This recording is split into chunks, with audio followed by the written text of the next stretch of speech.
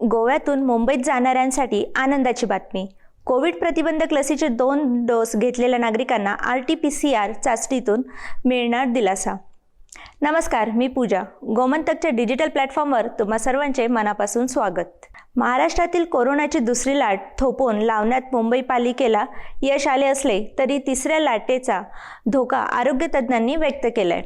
त्यामुळे लसीचे दोन्ही डोस घेतलेल्या नागरिकांसाठी आणि विशेष व्यावसायिक वर्गासाठी देशांतर्गत विमान प्रवासादरम्यान RT-PCR चाचणी बंधनकारक ठरू नये अशी मागणी मुंबई पालिकेचे आयुक्त इक्बाल सिंह चहल यांनी राज्य सरकारला केली आहे. आयुक्तांनी अशा आशयाचे एक पत्रही राज्य सरकारला दिले, तर राज्य सरकारनेही या पत्राला मंजुरी दिली आहे.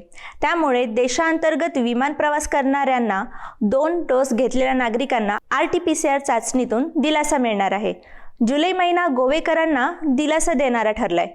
कोरोना काळात पहिल्या आणि दुसऱ्या लाटेत देशांतर्गत विमान प्रवास करणाऱ्या व्यावसायिकांना आणि नागरिकांना RT-PCR चाचणी बंधनकारक करण्यात आली होती.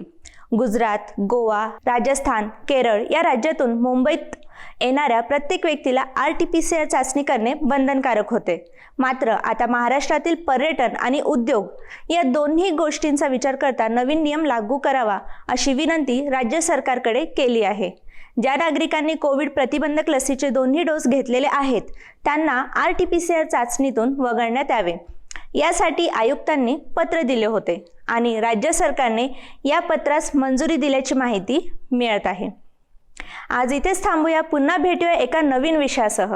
आमचा हा व्हिडिओ तुम्हाला कसा वाटला हे कमेंट करून नक्की कळवा आणि अशाच नवीन अपडेट्स जाणून घेण्यासाठी आमच्या दैनिक गोमंतक या वेबसाईटला नक्की भेट द्या. धन्यवाद.